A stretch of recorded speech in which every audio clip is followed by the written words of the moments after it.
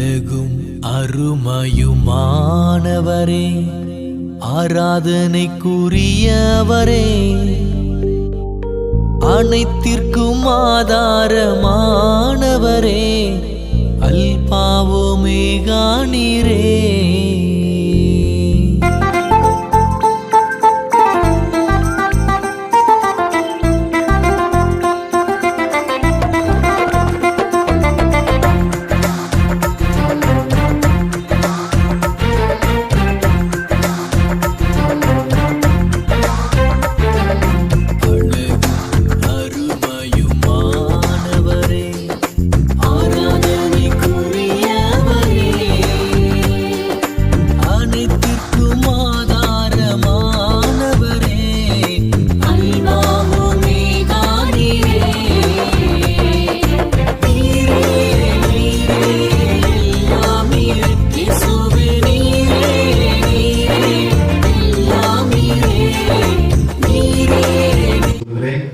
காலை நேரத்தில் ஒரு சில பாடல்களை பாடி கர்த்தரை நாம் ஆராதித்து கர்த்தருக்கு மகிமை செலுத்த போகிறோம்.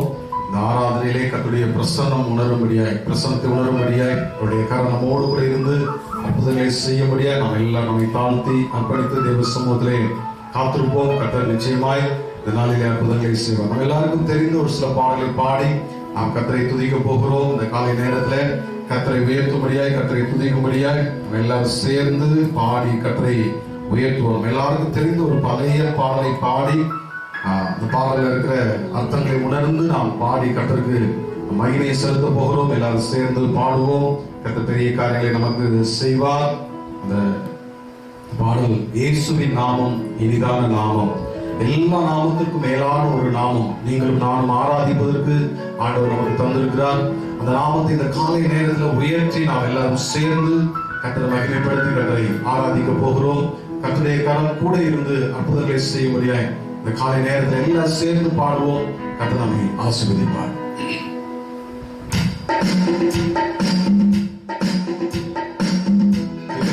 கைதட்டி இயேசுவின் நாமம் இனிதான நாமம், இணையில்லா நாமம், இந்த நாமம் எங்கள் இயேசுவின் நாமம் இனிதான நாமம், இணையில்லா நாமம், இந்த நாமம். பாவத்தை போக்கும், பயமதை நீக்கும், பரம சந்தோஷம் பக்தர் கழிக்கும். பாவத்தை போக்கும், பயமதை நீக்கும், பரம சந்தோஷம் பக்தர் கழிக்கும்.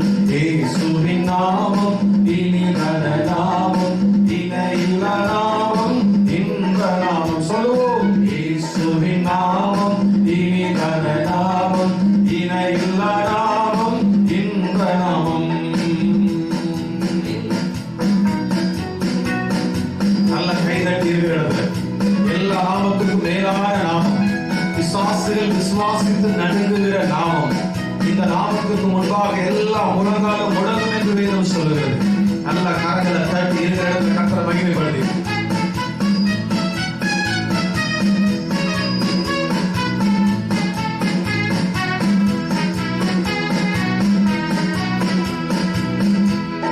பரிமள தைலமாம் இயேசுவின் நாமம், பாரெங்கும் வாசனை வீசிடும் நாமம்.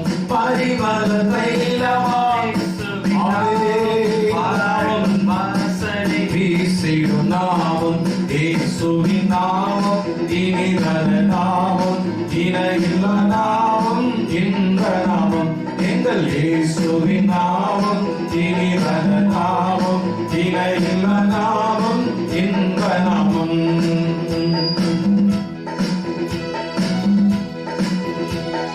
நல்ல கைதட்டி வானத்திலும் பூமியிலும் சகல அதிகாரம் உள்ள அந்த நாமம்.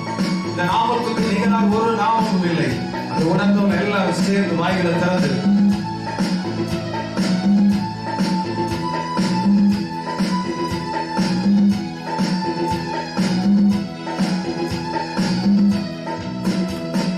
வானிலும் பூவிலும் மேலான நாமம், பாராதி வானவர் இயேசுவின் நாமம்.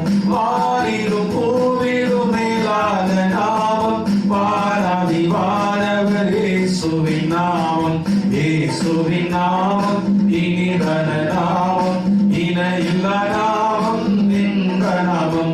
எங்கள் இயேசுவின் நாமம் இனிதான நாமம், இணையில்லா நாமம், இன்ப நாமம்.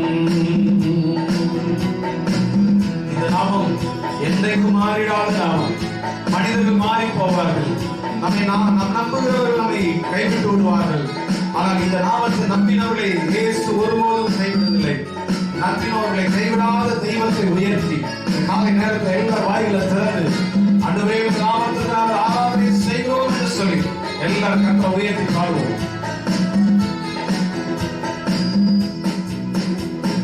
நேற்றும் இன்றும் என்றும் மாறிட நாமம், நம்பினோரை என்றும் கைவிட நாமம். நேற்றும் இன்றும் என்றும் மாறிட நாமம், நம்பினோரை என்றும் கைவிட நாமம். இயேசுவின் நாமம் இனிதான நாமம், இணையில்லா நாமம், இன்ப நாமம். சொல்லுவோம். இயேசுவின் நாமம் இனிதான நாமம், இணையில்லா நாமம், இன்ப நாமம். எங்கள் இயேசுவின் நாமம் இனிதான நாமம், இணையில்லா நாமம், இன்ப நாமம். உலகங்கள் யாவும் முடங்கிடுகிற நாமம், மூன்றில் ஒன்றாக ஜொலிப்பவர் நாமம். அவர் திரியேக தேவனாய் நம்மை ஆளுகிற தெய்வமாய் இருக்கிறார். அந்த தெய்வத்துக்கு முன்னால் எல்லா முழங்காலும் முடங்கும், முடங்காத ஒரு முழங்காலும் இருக்காது. ஆண்டுடைய சமூகத்தில் எல்லா முழங்காலும் முடங்குகிற அந்த உயர்ந்த உன்னத நாமத்தை இந்த காலை நேரத்தில் எல்லாரும் உயர்த்தி கர்த்தரை மகிமைப்படுத்தி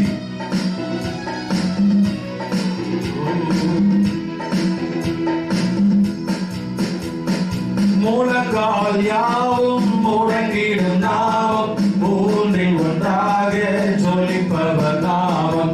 முழங்கால் யாவும் முடங்கிடும் நாமம், மூன்றில் ஒன்றாக ஜொலிப்பவர் நாமம். இயேசுவின் நாமம் இனிதான நாமம், இணையில்லா நாமம், இன்ப நாமம். எங்கள் இயேசுவின் நாமம் இனிதான நாமம், இணையில்லா நாமம், இன்ப நாமம். நம்மை வாழ்க்கையில வேதனைகளை கொடுத்து, கவலைகளை கொடுத்து நம்மை முடக்கிவிட வேண்டும் என நினைக்கிற சாத்தானுடைய எல்லா தந்திரங்களை, சாத்தானுடைய எல்லா வல்லமையை, சாத்தானுடைய சேனையை ஜெயித்த ஒரே நாமம் இயேசுவின் நாமம். இந்த இயேசுவின் நாமத்தை கொண்டு கோலியாத் என்கிற ஒரு மாபெரும் சாத்தானுடைய வல்லமையில மனுஷனை தாவீது வெற்றியை பெற்றுக் கொண்டான். நம்முடைய வாழ்க்கையில வெற்றியை பெற்றுக் கொள்ள வேண்டும் என்று சொல்லி விரும்புகிற எல்லாரும் சேர்ந்து இந்த காலை நேரத்தில் கர்த்தரை உயர்த்தி கர்த்தரை மகிமைப்படுத்தி பாடுவோம். நிச்சயமா இந்த சாத்தானுடைய சேனைகள் எல்லாவற்றையும் ஜெயிக்கக்கூடிய கிருபை ஆண்டவர் தருவார்.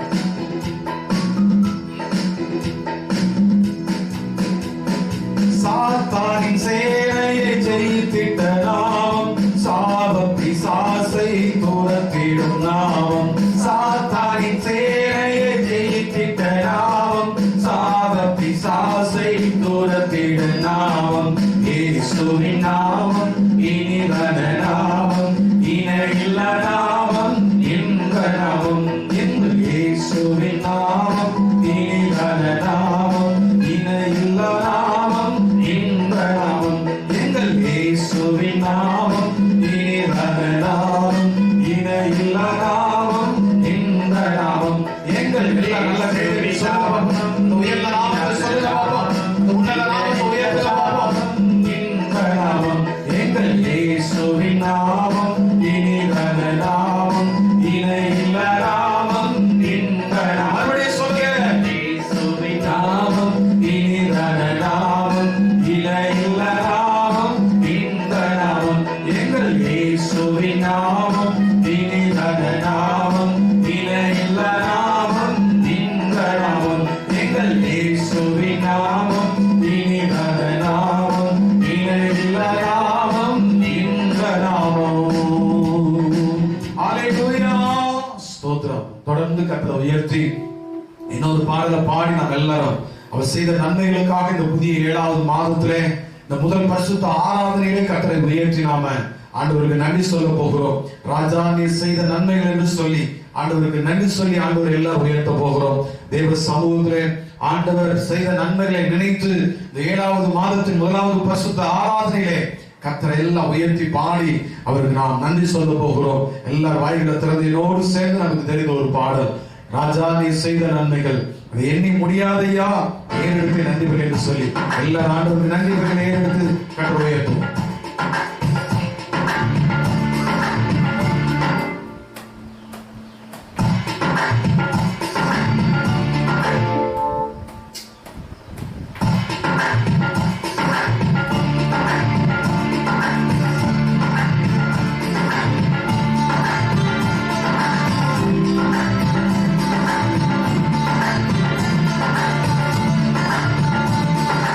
அதிகாலை நேரம் தட்டி தட்டி எழுப்பி புது கிருபை தந்தீரையா. அதிகாலை நேரம் தட்டி தட்டி எழுப்பி புது கிருபை தந்தீரையா. ஆனந்த மழையில் நனைத்து நனைத்து வீரம் நன்றி சொல்ல வைத்தீரையா. ஆனந்த மலையில் நனைத்து நனைத்து வீரம் நன்றி தீரையா. நன்றி ராஜா, நன்றி ராஜா, இயேசு ராஜா, நன்றி ராஜா, நன்றி ராஜா, நன்றி ராஜா, இயேசு ராஜா.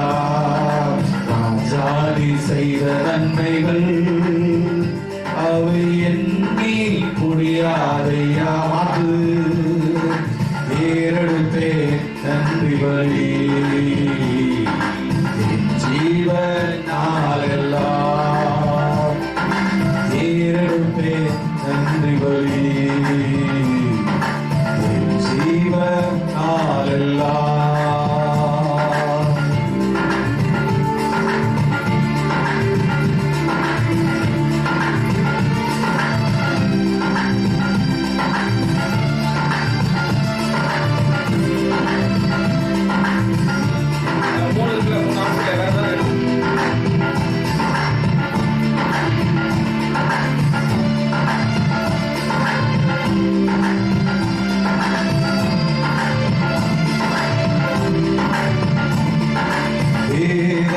ரகசியம் அறிந்திட புரிந்திட உங்களிச்சம் தந்தீரையா. வேதத்தின் ரகசியம் அறிந்திட புரிந்திட உங்களிச்சம் தந்தீரையா. மாதம் அமர்ந்து நான் குரல் கேட்கும் பாக்கியம் தந்தீரையா. பாதம் அமர்ந்து நான் குரல் கேட்கும் பாக்கியம் தந்தீரையா. நன்றி ராஜா, நன்றி ராஜா, நன்றி ராஜா, இயேசு ராஜா. நன்றி ராஜா, இயேசு ராஜா. நன்றி ராஜா, இயேசு ராஜா. ராஜாதி செய்த நன்மைகள் எண்ணி முடியாதையா. ஏறெடுப்பே நன்றி பலி ஜீவனாலெல்லாம். ஏறெடுப்பே நன்றி பலி ஜீவனாலெல்லாம். ஒவ்வொரு நாளும் உணவும் உடையும் தந்து பாதுகாத்து வந்தீரையா. சொல்லுவாய் தந்து ஒவ்வொரு நாளும் உணவும் உடையும் தந்து பாதுகாத்து வந்தீ. எத்தனையோ தியாகங்கள், எத்தனையோ போராட்டங்கள் அவர் பாதுகாத்து நடத்தினார் இல்லையா. உடல் சுகம் தந்து ஒரு குறைவின்றி வழி நடத்தி வந்தீரையா. சத்தமா சொல்லுங்க. உடல் சுகம் தந்து ஒரு குறைவின்றி வழி நடத்தி வந்தீரையா. நன்றி ராஜா, நன்றி ராஜா, நன்றி ராஜா, இயேசு ராஜா. நன்றி ராஜா, நன்றி ராஜா, நன்றி ராஜா, இயேசு ராஜா. ராஜாவி செய்த நன்மை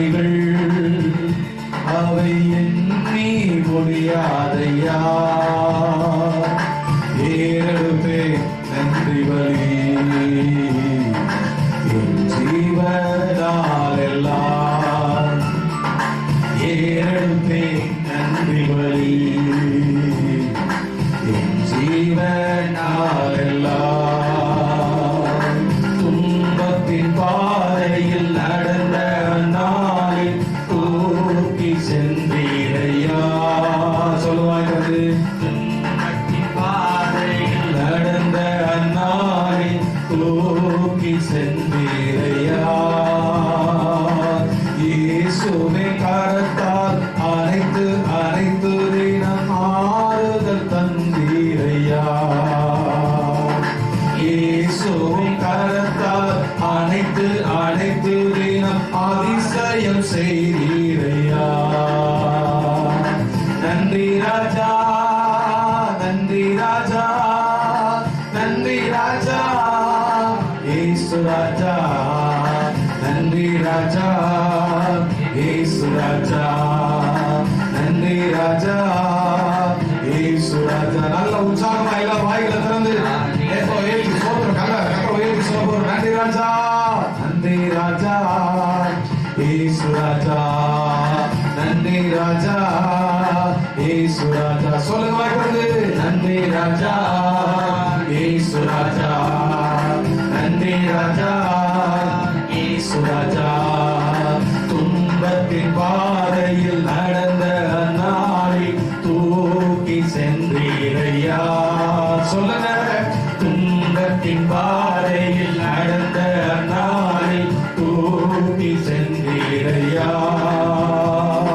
இயேசுவை தம் கரத்தால் அனைத்து அனைத்து ஆறுதல் தந்தீரையா. இயேசுவின் கரத்தால் அனைத்து அனைத்து அதிசயம் செய்தீரையா. சொல்லுங்க, நன்றி ராஜா. சத்தமா சத்தமா சத்தமா உயர்த்தி நன்றி ராஜா, நன்றி ராஜா, நன்றி ராஜா, நன்றி ராஜா, நன்றி ராஜா, நன்றி ராஜா, நன்றி ராஜா, இயேசு ராஜா. நன்றி ராஜா, இயேசு ராஜா. நன்றி ராஜா, இயேசு ராஜா. கரங்களை உயர்த்தி எல்லாரும் சேர்ந்து வாய்களை திறந்து நன்றி அப்பா. எல்லா வழிகளுக்காகவும் நன்றி அப்பா. கடந்த மாதங்களிலே நாட்களிலே நடத்தினே உமக்கு நன்றி அப்பா, உமக்கு நன்றி அப்பா. பாதையிலே நாங்கள் நடந்த போதெல்லாம் துன்பங்களுக்கு மகிழ்ச்சியிலே அதிசயங்களை காணப்பட்டீர்களே. பாகம் அமர்ந்து ஆண்டவரே உடைய குரல் கேட்கும்படியாய் ஒவ்வொரு நாளும் உணவு உடையை தந்து பாதுகாத்து ஆசீர்வதித்து நல்ல உடல் சுகத்தை தந்தீரே. ஒரு குறைவில்லாமல் நடத்தினீரே. நன்றி ராஜா, நன்றி ராஜா, நன்றி ராஜா, நன்றி ராஜா, நன்றி ராஜா, நன்றி ராஜா, நன்றி ராஜா, நன்றி ராஜா, நன்றி ராஜா, நன்றி ராஜா, நன்றி ராஜா, நன்றி ராஜா, நன்றி ராஜா.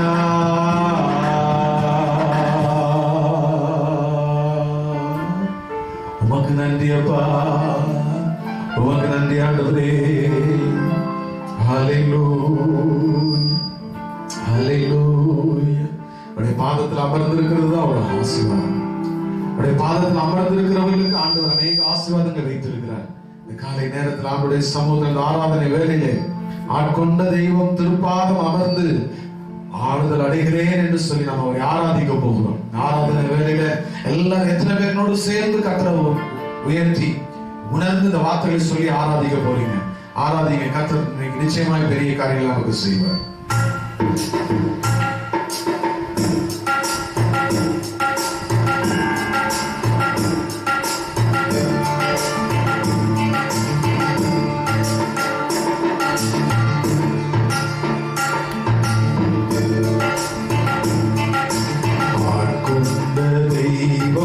திருப்பாதம் அமர்ந்து ஆறுதல் அடைகின்றே,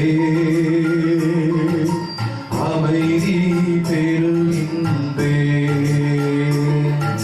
காலை நேரத்தில் வாழ்க்கையில் இருக்கிற எல்லா விதமான கவலைகளை, எல்லா விதமான போராட்டங்களை அவருடைய பாதத்தில் சொல்லி எதிர்பார்த்திருக்கிற ஆறுதல் மனுஷனிடத்தில் சொல்லி அதனிடத்தில் பேசி கிடைக்காத அந்த தெய்வீக சமாதானத்தை காலை நேரத்தில் பெற்றுக்கொள்ளும்படி கர்த்தருடைய சமூகத்தில் உங்களை அர்ப்பணித்து உங்களை ஊற்றி உங்களை இதயத்தை உடைத்து உங்களை ஒப்புக்கொள்ளுங்க. ஆண்டவர் நிச்சயமாய் தரும். பெருகின்றே புயல் வீசும் கடலில் தடுமாறும் படகை தாங்கிடும் நங்கூரமே. புயல் வீசும் கடலில் தடுமாறும் படகை தாங்கிடும் நங்கூரமே. என்னை தாங்கிடும் நங்கூரமே, என்னை தாங்கிடும் நங்கூரமே. ஆட்கொண்ட தெய்வம் திருப்பாதம் அமர்ந்து ஆறுதல் அடைகின்றே. அமைதி பெறுகின்றே. சொல்லுங்க வாய்க்கிறது. ஆட்கொண்ட தெய்வம்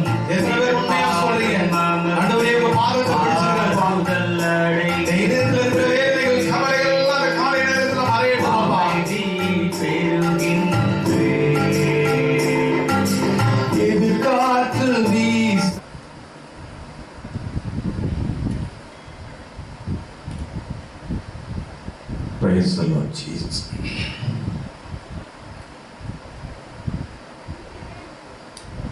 கர்த்தரும் இரட்சகருமாய் இருக்கிற ஆண்டவராகிய இயேசுவின் நாமத்தில் இந்த ஆராதனையிலே கூடி வந்திருக்கிற உங்கள் யாவருக்கும் மறுபடியும் என்னுடைய அன்பின் வாழ்த்துக்களை சொல்லுகிறேன். கர்த்தர் உங்களை ஆசீர்வதிப்பாராக. இந்த பரிசுத்த ஆராதனையிலே நாம் கர்த்தருடைய வார்த்தையை தியானிக்கும்படி தெய்வ சமூகத்திலே காத்திருக்கிறோம்.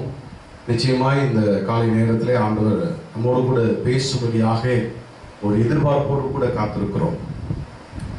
பிரியமான தேவனுடைய பிள்ளைகளே, இந்த காலை நேரத்திலே ஆபிரகாமுடைய ஆசீர்வாதங்களை குறித்து நாம் தியானிக்க போகிறோம். இந்த பரிசுத்த ஆராதனையிலே ஆபிரகாமை ஆண்டவர் எப்படி ஆசீர்வதித்தார், ஆபிரகாம் அவருடைய சந்ததியாக இருக்கிற நமக்கு கொடுத்திருக்கிற ஒரு பெரிய ஆசீர்வாதம் என்னன்னு சொன்னா, உன் மூலமாய் சந்ததி முழுவதும் ஆசீர்வதிக்கப்படும் என்று சொல்லி ஆண்டவர் வாக்கு கொடுத்தார். பிரியமான தேவனுடைய பிள்ளைகளே, என்னாகவும் 24வது அதிகாரத்திலே 1வது வசனத்திலே நாம் வாசிக்கிறோம், இஸ்ரவேலை ஆசீர்வதிப்பதே கர்த்தருக்கு பிரியம் என்று சொல்லி. ஆண்டவர் நம்மை ஆசீர்வதிப்பதிலே பிரியமுள்ளவராக இருக்கிறார். ஆனால் ஆபிரகாமுடைய ஆசீர்வாதங்கள் இன்றைக்கு அவருடைய சந்ததியாக இருக்கிற நமக்குள்ளே இருக்கிறதா என்று சொல்லி யோசித்து பார்த்தால் பல நேரங்களிலே நாம் சொல்லுகிற பதில் இல்லை என்பதுதான். ஆபிரகாமுடைய ஆசீர்வாதங்கள் பூமி தாங்கக்கூடாது இருந்தது. பூமி கொல்லக்கூடாதாக அந்த ஆசீர்வாதங்களை தாங்க முடியாத அளவிற்கு அவருடைய ஆஸ்திகளும் அவருடைய ஆசீர்வாதங்களும் பெருகினது என்று சொல்லி வேதத்திலே நாம் வாசிக்கிறோம். ஆனால் ஆபிரகாமுடைய சந்ததி என்று சொல்லி, ஆபிரகாமுடைய ஆசீர்வாதங்கள் எல்லாம் நமக்கு சொந்தம் என்று சொல்லி உரிமை பாராட்டுகிற பேசுகிற நம்முடைய வாழ்க்கையில இந்த ஆபிரகாமுடைய ஆசீர்வாதங்கள் இருக்கிறதா என்று சொல்லி பார்ப்போமே. ஆனால் நிச்சயமாய் நம்மாலே சொல்ல முடியும் இல்லை என்று சொல்லி. ஒரு சில ஆசீர்வதிக்கப்பட்டிருக்கலாம்.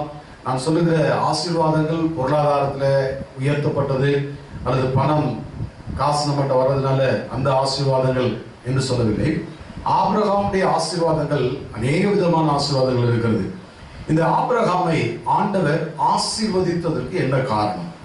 இந்த ஆபிரகாம் எல்லாரையும் போல வாக்குத்தத்தம் பெற்றுக்கொள்ளப்பட்டு அவர் ஆசீர்வதிக்கப்படாமல் இல்லை. ஆபிரகாமுடைய சந்தையில பார்த்தீங்கன்னா ஆபிரகாமுக்கு பின்னால வந்த அநேகர் தரித்திரத்துல, வேதனையில, கவலையில இருந்திருக்கிறதை நாம் பார்க்கிறோம். ஆனால் குறிப்பாக இந்த ஆபிரகாமை மாத்திரம் ஆண்டவர் ஆசீர்வதித்ததற்கு, உயர்த்தினதற்கு, அவருடைய பெயரை பெருமைப்படுத்தினதற்கு, மேன்மைப்படுத்தினதற்கு என்ன காரணம் என்று சொல்லி நாம் யோசித்து பார்க்க வேண்டிய ஒரு கட்டாயத்துக்குள்ளே இருக்கிறோம். ஏனென்று சொன்னால், நம்ம அடிக்கடி சொல்லுகிறோம் ஆபிரகாமுடைய ஆசீர்வாதங்கள் எல்லாம் நமக்குள்ளே வரும் என்று சொல்லி, அது நமக்குள்ளே இருக்கிறது என்று சொல்லுகிறோம். ஆனால் அந்த ஆபிரகாமுடைய ஆசீர்வாதத்தை நாம் அனுபவித்துக் கொண்டிருக்கிறோமா என்று சொல்லி கேட்டால் அநேகருடைய பதில் இல்லை என்றுதான் இருக்கும். ஆபிரகாம் ஆசீர்வதிக்கப்பட்டதற்கு என்ன காரணம்? ஆபிரகாமுக்கு ஆண்டவர் சொன்ன அந்த வாக்குத்தத்தம் நிறைவேறினதற்கு, அவருக்குள்ளே அந்த ஆசீர்வாதங்கள் எல்லாம் வந்ததற்கு என்ன காரணம் என்று சொல்லி நாம் பார்ப்போமே. ஆனால் அந்த ஆபிரகாமுக்குள்ள நிறைய விதமான காரியங்கள் இருந்தது. இந்த ஆசீர்வாதங்களை பெற்றுக்கொள்வதற்கு அவருக்குள்ளே அநேக காரியங்கள் இருந்தது. நாம் வேதத்திலே பார்ப்போம் என்றால் ஆதியாகமம் துவங்கி வெளிப்படுத்தின விசேஷம் வரையிலும் வேதத்திலே முதலாக ஆசீர்வதிக்கப்பட்ட ஒரு மனிதர் யார் என்று சொன்னால் ஆபிரகாமை குறித்து தான் வேதம் சொல்லுகிறது. அவருடைய வேலைக்காரர் சாட்சி கொடுக்கிறார், கர்த்தர் என் எஜமானனை மிகவும் ஆசீர்வதித்திருக்கிறார் என்று சொல்லி. அப்ப இந்த ஆபிரகாமுடைய ஆசீர்வாதங்களுக்கு சொந்தக்காரர்களாக இருக்கிற நாம் ஏன் ஆசீர்வதிக்கப்படவில்லை என்பதை இந்த காலை நேரத்திலே, இந்த பரிசுத்த ஆராதனை நேரத்திலே நாம் சற்று யோசித்து பார்க்க வேண்டும். அப்படி யோசித்து பார்க்கிற போது ஆதியாகமத்திலே 12வது அதிகாரத்திலே 1 முதல் 3 வசனங்களிலே கர்த்தர் ஆபிரகாமுக்கு சொன்ன அந்த வாக்குத்தத்தங்களை நான் கொஞ்சம் உங்களுக்கு ஞாபகப்படுத்த விரும்புகிறேன். நம்ம எல்லாருக்கும் தெரிந்திருக்கிற ஒரு காரியம்தான்.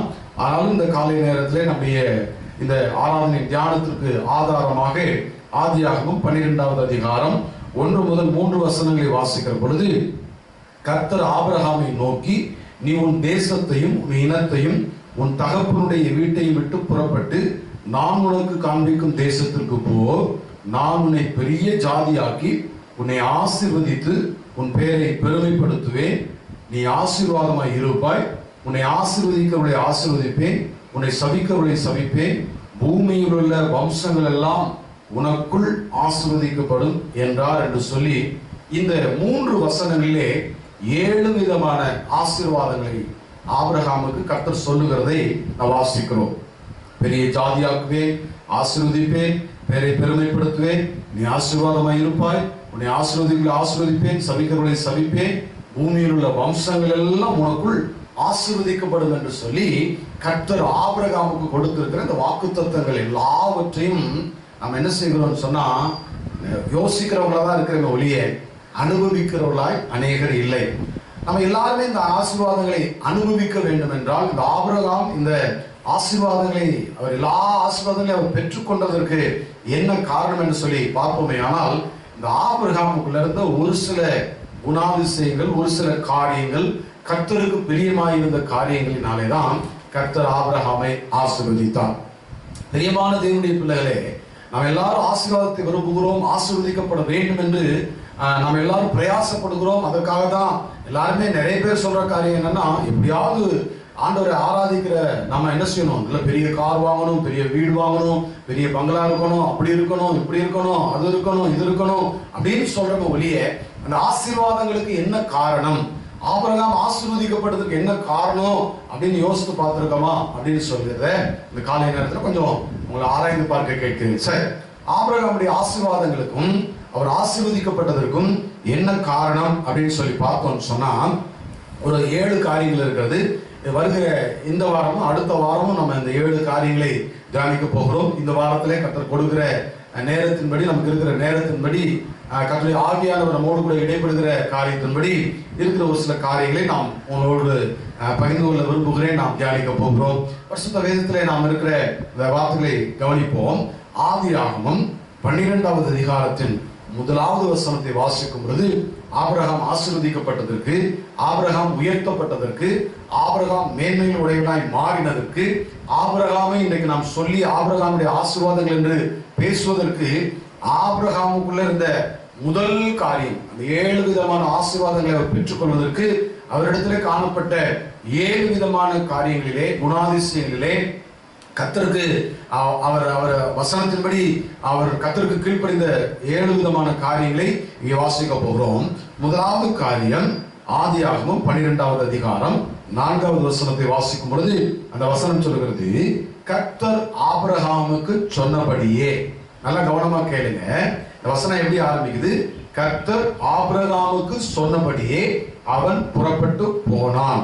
பாருங்க, ஆபிரகாமை பார்த்து ஆண்டவர் சொல்றாரு, உன் இனத்தையும் உன் ஜனத்தையும் விட்டுட்டு நீ என்ன செய், புறப்பட்டு போ அப்படிங்கிறாரு. நாம நிறைய நேரத்துல ஆசீர்வதிக்கப்பட முடியாததற்கு என்ன காரணம் அப்படின்னு சொல்லி பார்த்தா, கீழ்ப்படியாமை. கீழ்ப்படியாமை என்பது கிறிஸ்தவத்தில் இருக்கிற ஒரு பெரிய நோய். எல்லாம் பேசுவோம், வசனம் பேசுவோம், எல்லாம் சொல்லுவோம், எல்லாத்தையும் அறிக்கை செய்வோம், ஜெபம் பண்ணுவோம், எல்லாம் செய்வோம். ஆனால் ஆண்டுடைய வார்த்தைக்கு கீழ்ப்படுகிற காரியத்திலே ஒரு சில நேரங்களிலே நாம் தவறி விடுகிறோம். அதனாலதான் ஆபிரகாமுடைய ஆசீர்வாதங்களை நாம் இழந்து போயிருக்கிறோம். முதலாவது, ஆசீர்வதிக்கப்பட்டதற்கு, அவருடைய பெயரை கர்த்தர் பெருமைப்படுத்தினதற்கு, அநேக ஜாதிகளுக்கு தகப்பனாய் ஆசீர்வதித்ததற்கு, பூமியில் உள்ள வம்சங்கள் எல்லாம் அவருக்குள்ளே கர்த்தர் ஆசீர்வதித்ததற்கு என்ன காரணம் அப்படின்னு சொன்னா, முதல் காரியம், கர்த்தர் சொன்ன வார்த்தையின்படி, கர்த்தர் ஆபிரகாமுக்கு சொன்னபடியே எப்படிலாம் சொன்னாரோ, உன் இனத்தை விட்டு, உன் வீட்டை விட்டு, உன் தகப்பனுடைய வீட்டை விட்டு நீ புறப்பட்டு நான் காண்பிக்கிற தேசத்துக்கு போ அப்படின்னு சொன்னார். அவருக்கு இருக்கிற ஆஸ்திகளை குறித்து பார்க்கல, தகப்பன் வீட்டில் இருக்கிற மேன்மைகளை குறித்து பார்க்கல, அங்க இருக்கிற மற்ற எந்த விதமான சௌகரியங்களை அவர் பார்க்கல. எல்லாத்தையும் விட்டுட்டு கர்த்தர் அவருக்கு காண்பித்த தேசத்திற்கு அவர் புறப்பட்டு போனார். அல்லேலூயா. வேதத்திலே நாம் வாசிக்கிற பொழுது அநேக நேரங்களிலே நாம் கீழ்ப்படியாமையினாலே தான் ஆசீர்வாதங்களை இழந்து போகிறோம் என்பதை நாம் ஒத்துக்கொள்ள வேண்டும். உபாகமம் 13வது அதிகாரத்திலே வாசிக்கும் பொழுது அங்கே வசனம் சொல்லுகிறது, உபாகமம் 13வது அதிகாரத்தின் 4வது வசனத்திலே நினைக்கிறேன், 4வது வசனம் தான். அந்த வசனம் எப்படி சொல்லுகிறது என்றால், நீங்கள் உங்கள் தேவனாகிய கர்த்தரை பின்பற்றி அவருக்கு பயந்து அவருடைய கற்பனைகளை கை கொண்டு அவர்களை பெற்றுக்கொள்ள முடியவில்லை. உபாகமத்திலே நான் வாசிக்கிற பொழுது, உபாகமம் 13வது அதிகாரத்திலே நாம் இப்படியாக வாசிக்கிறோம். உபாகமம் 13வது அதிகாரத்தின் 4வது வசனம், நீங்கள் உங்கள் தேவனாகிய கர்த்தரை பின்பற்றி அவருக்கு பயந்து அவர் கற்பனைகளை கை கொண்டு அவர் சத்தத்தை கேட்டு அவரை சேவித்து அவரை பற்றி கொள்வீர்களாக என்று சொல்லி வசனம் சொல்கிறது. அவருக்கு பயப்படுகிற பயம், அவருக்கு கீழ்ப்படுகிற கீழ்ப்படிதல் நம்முடைய வாழ்க்கையில் அநேக நேரங்களில் இல்லாமல் போனதுனாலதான் நம்ம தேவனுடைய ஆசீர்வாதங்களை பெற்றுக்கொள்ள முடியவில்லை. நன்றாக கவனித்து பாருங்கள். வேதத்தில் நான் கவனிக்கும் போது ஆபிரகாம் மாத்திரம் அல்ல, ஆபிரகாமுக்கு அடுத்து ஆபிரகாமுடைய சந்ததியாக இருக்கிற அவருடைய மகனாக இருக்கிற அவருடைய காரியங்களை குறித்து நாம் வாசிக்கிறோம். ஆதியாகமம் 26வது அதிகாரத்தை நாம் வாசிக்கிற பொழுது அங்கே சொல்லப்பட்டிருக்கிறது. ஆதியாகமம் 26வது அதிகாரத்திலே 12வது வசனத்தை நாம் வாசிக்கும் பொழுது, ஈசாக்கு அந்த தேசத்திலே விதை விதைத்தான், கர்த்தர் அவனை ஆசீர்வதித்ததினால் அந்த வருஷத்திலே 100 மடங்கு பலன் அடைந்தான் என்று சொல்லி. அப்ப பாருங்க, இங்கே இவர் தேசத்துல ஒரு கொடிய பஞ்சம், 26வது அதிகாரத்தில் 1வது வசனம் அப்படிதான் சொல்லுகிறது. ஆபிரகாமின் நாட்களில் உண்டான பஞ்சத்தை பார்க்கிலும் அல்லாமல் பின்னும் ஒரு பஞ்சம் தேசத்தில் உண்டாயிற்று. அப்பொழுது ஈசாக்கு பெலிஸ்தியருக்கு ராஜாவாகிய அபிமெலேக்கின் இடத்தில் கேராருக்கு போனான். கர்த்தர் அவனுக்கு தரிசனமாகி, நீ எகிப்துக்கு போகாமல் நான் உனக்கு சொல்லும் தேசத்தில் குடியிரு என்று சொல்லுகிறார். அப்ப அவருடைய பிள்ளையை கர்த்தர் ஆசீர்வதிக்கிறார். ஈசாக்க கர்த்தர் ஆசீர்வதித்ததற்கு, ஈசாக்குக்கு 100 மடங்கு ஆசீர்வாதத்தை ஆண்டவர் கொடுத்ததற்கு என்ன காரணம் அப்படின்னு சொல்லி பார்த்தீங்கன்னா, கர்த்தர் அவனுக்கு தரிசனமாகி, நீ எகிப்துக்கு போகாமல் நான் உனக்கு சொல்லும் தேசத்திலே குடியிரு என்று சொன்ன வார்த்தைக்கு கீழ்ப்படிந்தார். அப்ப பாருங்க, ஆபிரகாமுடைய சந்ததியில அவங்க ஆசீர்வாதங்களுக்கு மேல ஆசீர்வாதங்களை அவர்கள் பெற்றுக்கொண்டதற்கு என்ன காரணம் அப்படின்னா, கர்த்தருக்கு கீழ்ப்படிதல் இருந்தது. இன்னைக்கு பாருங்க, பெற்றோருக்கு கூட கீழ்ப்படிய முடியாத நிறைய பிள்ளைகள் இருக்காங்க, நிறைய போதகர்களுக்கு கீழ்ப்படியாதவங்க இருக்கிறாங்க. கர்த்தருடைய வசனத்திற்கு பாருங்க, பார்க்கிற மனுஷன் சொல்லுகிற சின்ன சின்ன காரியங்களே கூட கீழ்ப்படியாமல் இருக்கிறவங்க, காணாத தேவன் சொல்லுகிற காரியத்திற்கு எப்படி கீழ்ப்படிவது என்கிற எண்ணத்தை போல அநேகர் இருக்கிறார்கள். நல்லா கவனிச்சு பார்த்தீங்கன்னா, நம்ம ஆசீர்வதிக்கப்படுவதற்கு முதல் முக்கிய காரணம் என்ன அப்படின்னா, கர்த்தருக்கு கீழ்ப்படிய வேண்டும். கர்த்தருக்கு கீழ்ப்படுகிற பெரியோரையும் சிறியோரையும் அவர் ஆசீர்வதிப்பார் என்று சங்கீதங்களின் புஸ்தகத்திலே நாம் வாசிக்கிறோம். அப்ப நம்ம ஆசீர்வதிக்கப்பட வேண்டும் என்று சொன்னால், முதலாவது ஆண்டுடைய பிள்ளை என்று சொல்லுகிற ஆபிரகாமுடைய ஆசீர்வாதங்களுக்கு சொந்தக்காரன் என்று சொல்லி உரிமை பாராட்டுகிற நாம செய்ய வேண்டிய காரியம், கர்த்தருக்கு கீழ்ப்படிய வேண்டும். கர்த்தருக்கு கீழ்ப்படுகிறவர்களுக்கு தான் ஆண்டவர் ஆசீர்வாதங்களை கொடுப்பார். இந்த 7 விதமான ஆசீர்வாதங்கள் நம்முடைய வாழ்க்கையில உண்டாக வேண்டும் என்றால், ஆபிரகாமுடைய ஆசீர்வாதங்கள் எல்லாம் நமக்குள்ளே வந்து சேர வேண்டும் என்று சொன்னால், நாம் செய்ய வேண்டிய மிக முக்கியமான காரியம், முதல் காரியம் கீழ்ப்படிதல். ஆண்டவருடைய வார்த்தைக்கு கீழ்ப்படிதல், அவருடைய கற்பனைகளை கை கொண்டு அதன்படி நடந்து கர்த்தருக்கு மகிமையாய் வாழ்கிற ஒரு அனுபவம், கீழ்ப்படுகிற ஒரு அனுபவத்தை ஆண்டவர் நம்மிடத்தில் எதிர்பார்க்கிறார். இந்த அனுபவம் இருக்கிற நம்மை கர்த்தர் ஆசீர்வதிக்கிறவராக இருக்கிறார். சரி, கர்த்தர் ஆபிரகாமை ஆசீர்வதித்ததற்கு என்ன காரணம் அப்படின்னு சொல்லி தியானித்துக் கொண்டிருக்கிறோம். 7 விதமான ஆசீர்வாதங்களை அவர் பெற்றுக்கொண்டதற்கு ஆபிரகாமிடத்திலிருந்து வெளிப்பட்ட 7 விதமான குணாதிசயங்களை கொடுத்து வாசிக்கிறோம். 2வது காரியம், ஆதியாகமம் 13வது அதிகாரத்துல 9வது வசனத்தை வாசிக்கும் பொழுது அந்த வசனம் இப்படி சொல்லுகிறது. ஆதியாகமம் 13வது அதிகாரம் 9வது வசனம். இந்த தேசம் எல்லாம் உனக்கு முன்பாக இருக்கிறது அல்லவா, நீ என்னை விட்டு பிரிந்து போகலாம். நீ இடதுபுறம் போனால் நான் வலதுபுறம் போகிறேன், நீ வலதுபுறம் போனால் நான் இடதுபுறம் போகிறேன் என்றான். இந்த சம்பவங்கள் எல்லாம் நமக்கு நல்லா தெரியும். ஆபிரகாம் ஒரு துறவை தோண்டும் போது லோத்து கண்களை ஏறெடுத்து பார்க்கிறார். ஆபிரகாம் போய் எங்க என்ன செய்தாலும் சங்கீதம் 1:3 படி அவர் செய்கிற எல்லாம் வாய்க்கிறது. ஏன் என்று சொன்னால் கீழ்ப்படிதல் உள்ள ஒரு மனுஷன், கர்த்தருக்கு கீழ்ப்படிந்து அவர் எல்லா காரியத்தையும் அவருடைய சத்தத்தை கேட்டு செய்யறதுனால அவர் என்ன செய்தாலும் அந்த காரியத்தை கர்த்தர் வாய்க்க பண்ணுகிறார். இன்னைக்கு நம்ம அநேகர் சொல்லுவோம், நான் என்ன செஞ்சாலும் ஒண்ணுமே வாய்க்கலைங்க, என்ன செஞ்சாலும் விளங்க மாட்டேங்குது, என்ன செஞ்சாலும் ஒரே பிரச்சனையா இருக்கு, என்ன செஞ்சாலும் ஒரே போராட்டமா இருக்கு, என்ன செஞ்சாலும் இப்படி நம்ம புலம்புறோம்னு சொன்னா முதல் காரியம் நாம் கவனிக்க வேண்டிய காரியம், என்னிடத்திலே கீழ்ப்படிதல் இருக்கிறதா என்று சொல்லி யோசித்து பார்க்க வேண்டும். சரி, அந்த கீழ்ப்படிதலோடு ஆபிரகாம் எந்த இடத்துல போய் எந்த ஒரு காரியத்தை செய்தாலும் அதெல்லாம் கர்த்தர் ஆசீர்வதிக்கிறார். அப்ப பாருங்க, அப்ப அவருடைய ஆபிரகாமுடைய மந்தை மேய்ப்பருக்கும் லோத்துடைய மந்தை மேய்ப்பருக்கும் வாக்குவாதம் உண்டாகிறது, சண்டை உண்டாகிறது. இவருடைய ஆசீர்வாதத்தை பார்த்து பொறாமப்பட்டு எரிச்சல் பட்டு எல்லாம் அவங்க சண்டை போடுறாங்க. ஐயோ, இவன் என்ன இவ்வளவு ஆசீர்வதிக்கப்படுறானே, இவ்வளவு ஆசீர்வாதமா இருக்கிறானே, இப்படி போல முடியும், நம்மளாம் அப்படி இருக்கிறமே, தரித்திரமா இருக்கு. நிறைய பாருங்க, ஆவிக்குரிய வாழ்க்கையில கூட நிறைய இந்த பொறாமைகள் இருக்கும். கர்த்தர் ஒரு மனுஷன் ஆசீர்வதிச்சிட்டாருன்னா அவனை பார்த்து எல்லாம் பயங்கரமா என்னென்னமோ பேசுவாங்க. ஏன் கர்த்தர் ஆசீர்வதிச்சாருங்கிறது யாருக்கும் தெரியாது. ஆசீர்வதிக்கப்பட்ட நபருக்கும் கர்த்தருக்கும் தான் தெரியும். ஒரு மனுஷனை கர்த்தர் சும்மா ஆசீர்வதிக்க மாட்டார். சும்மா எல்லாம் ஆண்டவர் அவங்களுக்கு ஆசீர்வாதங்களை கொடுத்து விட மாட்டார், ஆஸ்திகளை கொடுத்து விட மாட்டார். எந்த ஒரு மனுஷன் கர்த்தருடைய வார்த்தைக்கு 100% கீழ்ப்படுகிறானோ அவனுக்கு தான் ஆண்டவர் ஆசீர்வாதங்களை கொடுப்பார். சரி, இந்த ஆசீர்வாதங்களை கொடுத்தவுடன் ஆசீர்வாதங்களின் நிமித்தம் அங்க என்ன வருகிறதுனா ஒரு வாக்குவாதம் வருகிறது, பிரச்சனை வருகிறது. இவருடைய ஆசீர்வாதத்தை பார்த்து எல்லாம் பொறாமப்படுறாங்க. கூட இருக்கிற இந்த லோத்து ரொம்ப பொறாமப்படுறாரு. ஐயோ, ஆபிரகாமை மாத்திரம் கர்த்தர் போல ஆசீர்வதிக்கிறாரு, அவன் துறவுதோன்னா தண்ணி வருது, அவன் ஆடு மேய்ச்சாது குட்டி போடுது, அவன் அப்படின்னு சொல்லி நிறைய காரியங்களை குறித்து வேதனைப்பட்டு கொண்டு கலங்கி கொண்டு சண்டை போட்டு கொண்டே இருந்தாங்க. அப்ப இந்த சண்டை நடக்கிற நேரத்துல ஆபிரகாம் சொல்லுகிற காரியத்தை நாம் கவனிக்க வேண்டும். ஆபிரகாமை ஏன் கர்த்தர் ஆசீர்வதித்தார், ஏன் உயர்த்தினார், ஏன் அவருடைய பேரை பெருமைப்படுத்தினார் அப்படின்னு சொல்லி பார்த்து கொண்டு இருக்கிற நேரத்துல 2வது காரியம் சொல்லுகிறது. ஆதியாகமம் 13வது அதிகாரம் 9வது வசனத்துல, நீ இடதுபுறம் போனால் நான் வலதுபுறம் போகிறேன், நான் வலதுபுறம் போனா நீ இடதுபுறம், நீ கிழக்க போனா நான் மேற்க போறேன், நீ தெற்க போனா நான் வடக்க போறேன். தெற்க வடக்க நமக்குள்ள என்ன வேண்டாம், பஞ்சாயத்து வேண்டாம், பிரச்சனை வேண்டாம்.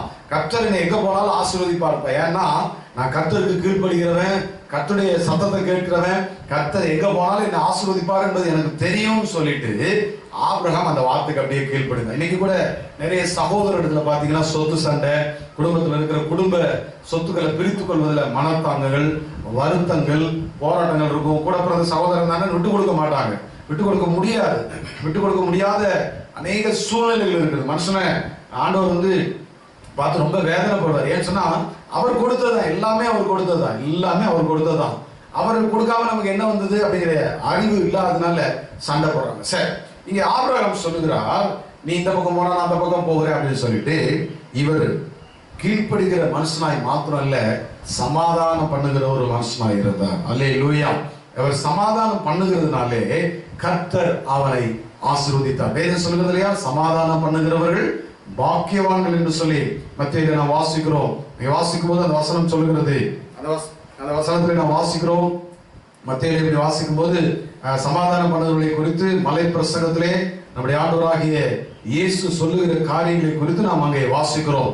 சமாதானம் பண்ணுகிறவர்கள் பாக்கியவான்கள், அவர்கள் தேவனுடைய புத்திரர் என்று எண்ணப்படுவார்கள். ஏன் ஆபிரகாம் ஆசீர்வதிக்கப்பட்டார் சொன்னா, இவர் சமாதானம் பண்ணுகிற மனுஷனா இருந்ததுனால தேவனுடைய புத்திரராய் அவர் மாறிவிட்டார். அவர் ஐஸ்வர்ய சம்பர்னர். அந்த ஐஸ்வர்ய சம்பரனுடைய எல்லா சம்பத்துகளும் ஆபிரகாமுக்குள்ள வந்து. இதாங்க ரகசியம். இந்த ரகசியம் தெரியாம நம்ம நிறைய நேரத்துல என்ன செய்யறோம்னு சொன்னா, சண்டையை மூட்டி விடுறது, கோல் மூட்டி விடுறது, ஒருத்தரை குறித்து ஒருத்தரை பேசுறது. என் கூட இருக்கிறவங்க எல்லாம் பாத்தீங்கன்னா என்னை குறித்து சொல்லி இருக்கிற காரியங்கள்லாம் நிறைய, ஐயோ அதெல்லாம் யோசித்தா அவங்கள வெட்டி கொல்லணுங்கிற மாதிரி அவ்வளோ காரியம் இருக்கும். ஆனால் வேதம் சொல்லுகிறபடி சமாதானம் பண்ணுகிறவர்கள் பாக்கியவான்கள் என்று சொல்லி, அவர்கள் தேவனுடைய புத்திரர் என்று சொல்லப்படுவார் என்று சொல்லி, இந்த ஆபிரகாம் ஆசீர்வதிக்கப்பட்டதற்கு தன்னோடு சண்டை போட்டு தன்னுடைய ஆசீர்வாதங்களை எல்லாம் கொள்ளையிட வேண்டும் என்று சொல்லி விரும்பின மனிதர்களோடு கூட அவர் வாக்குவாதம் பண்ணாம சமாதானமா போனதுனாலதான் கர்த்தர் ஆசீர்வாதங்களை கொடுத்தார். இன்னைக்கு பாருங்க, நம்முடைய குடும்பங்களிலே, சபையிலே, உறவுகளிலே, சமுதாயத்துல பாத்தீங்கன்னா எங்க பார்த்தாலும் சண்டைகள், சச்சரவுகள், கூக்குரல்கள், போராட்டங்கள்.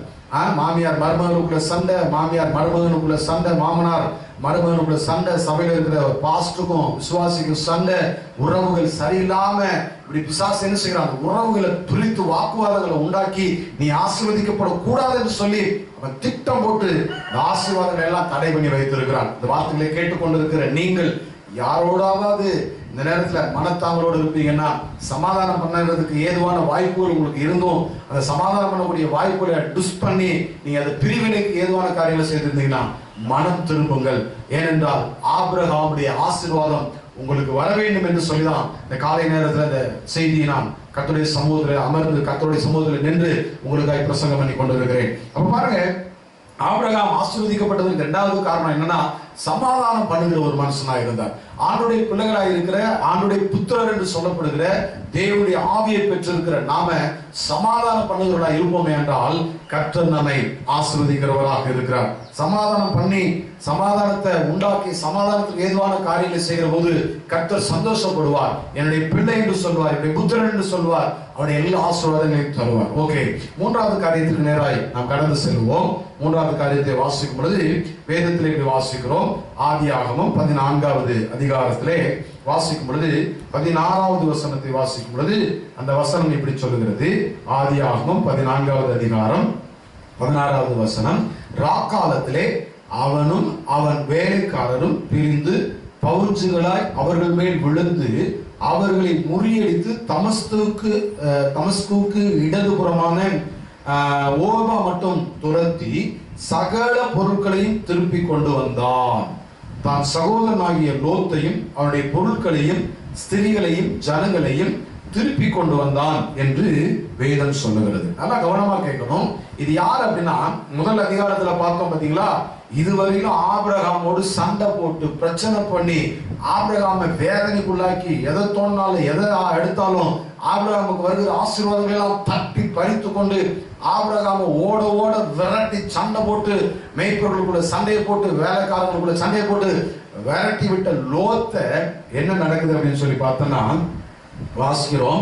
14வது வசனத்துல, தன் சகோதரன் சிறையாக கொண்டு போகப்பட்டதை ஆபிரகாம் கேள்விப்பட்ட போது அவன் தன் வீட்டிலே பிறந்த கைம்படிந்தவர்களாகிய 318 ஆட்களுக்கும் ஆயுதம் தரிப்பித்து தான் என் ஊர் மட்டும் அவளை தொடர்ந்து போய் என்ன செய்யறான், பிடிக்கிறான். நாமளா என்ன செஞ்சிருப்போம், அப்பாடா சனியன் தொலைஞ்சிச்சு, நம்மளை போட்டு போராடி சபையில வந்து சாட்சியெல்லாம் சொல்லியிருப்போம். கர்த்தருக்கு ஸ்தோத்திரம், என்னோடு போராடி கொண்டிருந்த அருமையான சித்தப்பா பையன், பெரியப்பா பையன், என் தம்பி சத்துரு பிசாசு, அந்த பிசாசை கர்த்தர் கடந்த நாட்களிலே ஒரு சில எதிரிகள் மூலமாய் மடங்கடித்து அவனையும் அவன் வீட்டுல இருந்த பொருட்களையும் கொண்டு போய் கொள்ளையடிச்சு போக வச்சுட்டார். கர்த்தருக்கு ஸ்தோத்திரம், ஆமேன் சொல்லுங்க, அல்லேலூயா சொல்லுங்கன்னு சொல்லி சபையில சாட்சி சொல்லி கர்த்தரை துக்கப்படுத்தி இருப்போம். நிறைய சாட்சி அப்படிதான் சொல்லப்படுகிறது சபைகள்ல. கவனமா இருக்கணும். இங்கே ஆபிரகாம் சொல்லுகிற காரியத்தை கவனித்து பார்க்க வேண்டும். அவன் சண்டை போட்டவன் தான், எல்லாத்தையும் எடுத்துக்கொண்டவன் தான், எல்லாத்தையும் பிடுங்கி கொண்டு அந்த ஆசீர்வாதங்களை இவன் பெற்றுக்கொள்ளவே கூடாது என்று சொல்லி வாக்குவாதம் பண்ணினவன் தான். ஆனால் இவர் செய்கிற காரியத்தை பார்த்தீங்கன்னா, தன்னுடைய சகோதரன் சிறைபிடிக்கப்பட்டிருக்கிறான் என்பதை அறிந்த உடனே அவருக்குள்ள ஒரு இரக்க குணம் உண்டாகிறது.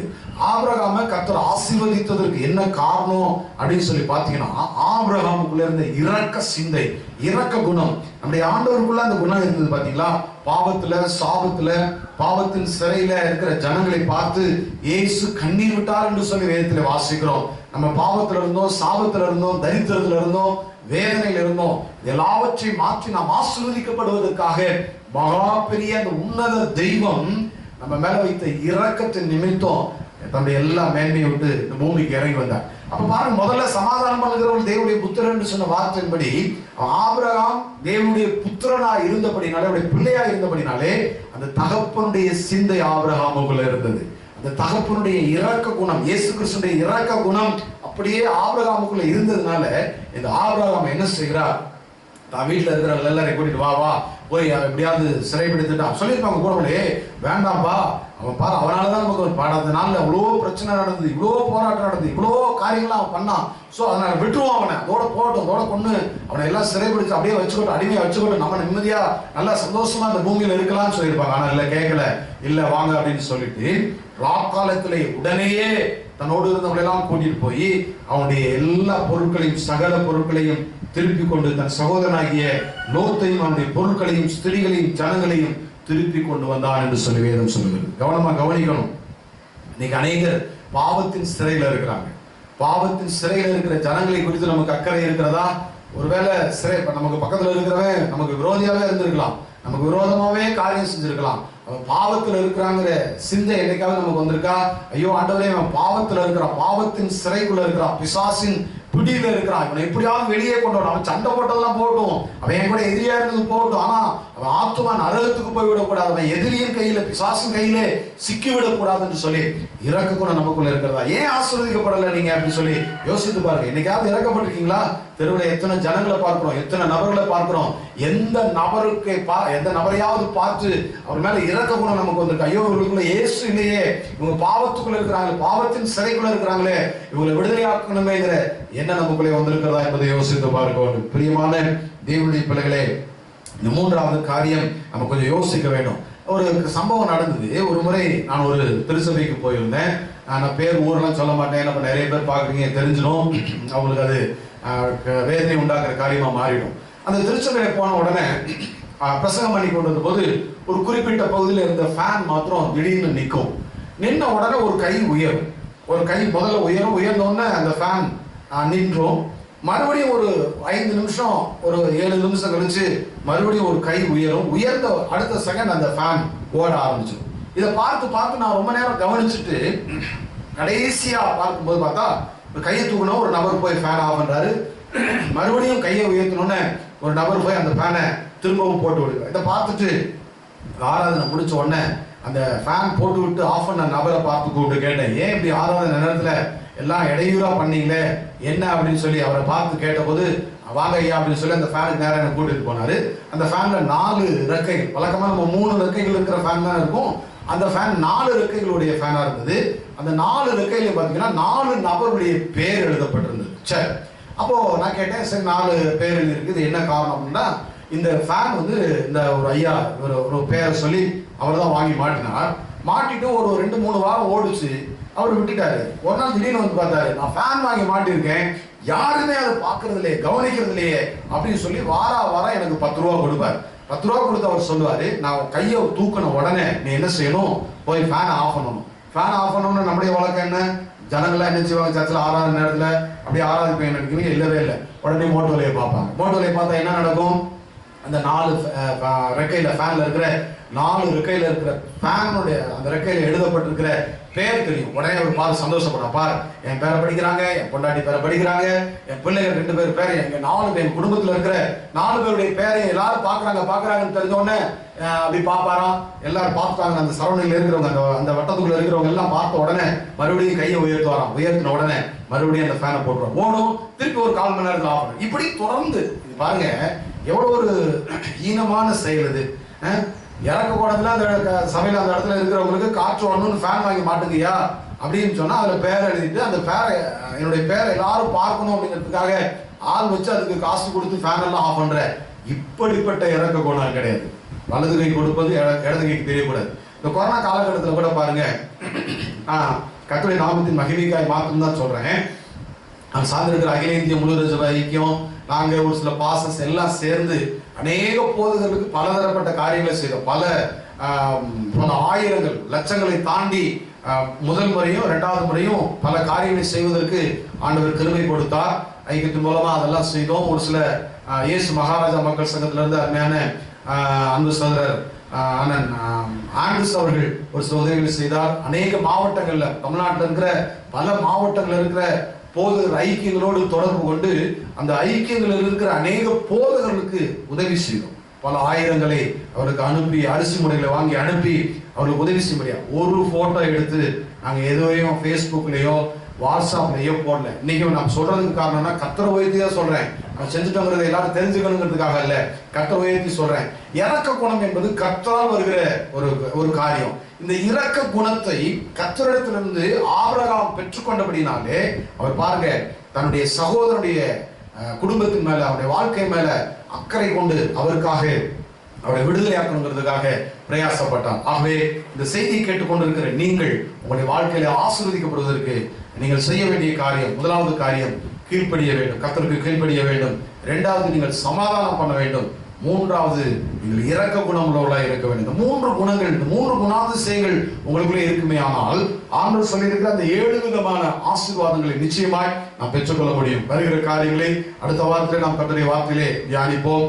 இந்த வாரத்திலே நாம் இப்படிப்பட்ட இந்த 3 காரியங்களை நம்முடைய வாழ்க்கையிலே அபியாசப்படுத்துவதற்கு ஆண்டவரிடத்திலே நாம் கேட்போம். நிச்சயமாய் கர்த்தர் நம்மை ஆசீர்வதிப்பார். கண்களை மூடி இருக்கிற இடத்திலே ஆபிரகாமுடைய ஆசீர்வாதங்களுக்காக நாம் ஜெபிப்போம். பரலோக தகப்பனே, ஆசீர்வதிக்கப்பட்ட இந்த ஆண்டவரே காலை நேரத்திற்காக உமக்கு நாங்கள் நன்றி செலுத்துகிறோம். எங்களுடைய ஆண்டவரே வாழ்க்கையிலே ஆபிரகாமுடைய ஆசீர்வாதங்களை நாங்கள் பெற்றுக்கொள்வதற்கு தடையாயிருக்கிற எல்லா தடைகளையும் கர்த்தர் மாற்றும்படியாக இங்க நோக்கி பார்க்கிறோம். உடைய கரம் எங்களோடு கூட இருந்து அற்புதங்களை செய்யட்டும் ஆண்டவரே. உடைய கரம் எங்களோடு கூட இருந்து அதிசயங்களை செய்யட்டும் அப்பா. நீர் ஆண்டவரே எங்களை ஆசீர்வதிப்பதன் நிமித்தம் தேவனுடைய கரம் எங்களோடு கூட இருந்து ஆண்டவரே அற்புதங்களை செய்கிறது நிமித்தம் ஆண்டவரே நாங்கள் ஆசீர்வதிக்கப்பட்டோம் என்று சொல்லி நாங்கள் சொல்லும்படிக்கு உமக்கு கீழ்ப்படிதலை எங்களுக்கு தாரும். ஆண்டவரே சமாதானம் பண்ணக்கூடிய கிருபையை எங்களுக்கு தாரும். உமக்குள்ள இருந்த அந்த இரக்க குணங்கள் எங்களுக்குள்ளே வரட்டும் அப்பா. இந்த வார்த்தையை கேட்டுக்கொண்டிருக்கிற எல்லாரும் ஆபிரகாமுடைய ஆசீர்வாதங்களை பெற்றுக்கொள்ளும்படி, 3 குணாதிசயங்களிலும் அவர்கள் சிறந்து விளங்கும்படி வருகிற வாரங்களிலே நாங்கள் தியானிக்க போகிற காரியங்களிலே ஆண்டவரே அதையும் ஆண்டவரே நாங்கள் கடைபிடித்து ஆபிரகாமுக்கு உண்டான அந்த 7 விதமான ஆசீர்வாதங்களுக்கு நாங்களும் சொந்தக்காரர்களாய் மாறும்படி, எங்களை குறித்தும் சாட்சி சொல்லப்படும்படி ஆண்டவரே எங்களுக்கு கிருபை பாராட்டும்படியாக சொல்லிக்கிறோம். இந்த ஆராதனையை ஆண்டவரே இந்த யூடியூப் மூலமாய் பார்த்து கொண்டிருக்கிற எல்லா குடும்பங்களையும், எல்லா தனிப்பட்ட நம்முடைய வாழ்க்கையும் ஆபிரகாமுடைய ஆசீர்வாதங்களினாலே நிரப்பி ஆசீர்வதிக்கும்படியாக சொல்லிக்கிறேன். உடைய கரம் கூட இருந்து அற்புதங்களை செய்யட்டும். ஆசீர்வதித்து காத்துக்கொள்ளும் பெரிய காரியங்களை செய். உடைய நாம மாத்திரம் மகிமைப்படும்படி எங்களை தாழ்த்தி ஒப்புக் கொடுக்கிறோம். உமக்கு கீழ்ப்படியக்கூடிய கிருபையை தாரும், சமாதானம் பண்ணக்கூடிய பாக்கியத்தை தாரும், இரக்க சிந்தை எங்களுக்குள்ளே கட்டளையிடும். இதை செய்வதற்காக நன்றி செலுத்துகிறேன். தொடர்ந்து நடத்தும் ஆசீர்வதியும் காத்துக்கொள்ளும் பெரிய காரியங்களை செய்யும். எல்லா நாமத்திற்கு மேலால் உயர்ந்திருக்கிற ஆண்டவராக இயேசு கிறிஸ்து பரிசுத்த விலையேற பெற்ற நாமத்தை சொல்லி வேண்டுதல் செய்கிறேன் நல்ல தகப்பனே. ஆமென், ஆமென், ஆமென். கர்த்தர் நம்மை ஆசீர்வதிக்க போகிறபடினாலே உள்ளத்தின் ஆழத்திலிருந்து கீழ்ப்படிதலோடு சமாதானம் பண்ணுவதற்குரிய சிந்தையோடு இரக்க சிந்தையோடு கூட கர்த்தருடைய சமூகத்தில் நின்று உள்ளத்தின் ஆழத்திலிருந்து சொல்லுவோம், என் ஆத்துமாவே கர்த்தரை ஸ்தோத்திரி, என் முழு உள்ளமே அவர் பரிசுத்த நாமத்தை ஸ்தோத்திரி. என் ஆத்துமாவே கர்த்தரை ஸ்தோத்திரி, கர்த்தர் செய்த சகல உபகாரங்களையும் மறவாதே.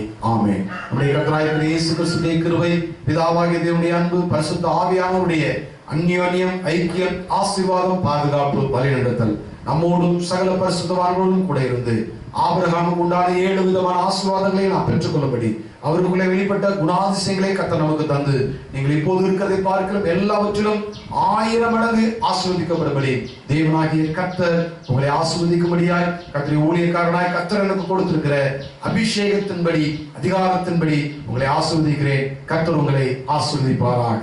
ஆமென். Thank you. God bless you. தொடர்ந்து இந்த செய்திகளை நீங்கள் கேட்க வேண்டும் என்று சொன்னால் இந்த சேனலை சப்ஸ்கிரைப் பண்ணுங்க. உங்களுக்கு தெரிந்தவர்களுக்கும் சொல்லுங்க. நாம் தொடர்ந்து வெளியிடுகிற எல்லா விதமான காரியங்களை பார்த்து கர்த்தரை மகிமைப்படுத்துங்க. எல்லா கனமும் நம்முடைய ஆண்டவராகிய இயேசு ஒருவருக்கு மாத்திரம் உண்டாகட்டும் என்று சொல்லி மறுபடியும் உங்களுக்கு வாழ்த்து சொல்லுகிறேன். மீண்டுமாய் கர்த்தருடைய நாமத்தின் மகிமைக்காய் நாம் சந்திக்கிற வரை அவருடைய பிரசன்னமும் கிருபையும் நம்மோடு கூட இருக்கட்டும். Thank you. God bless you.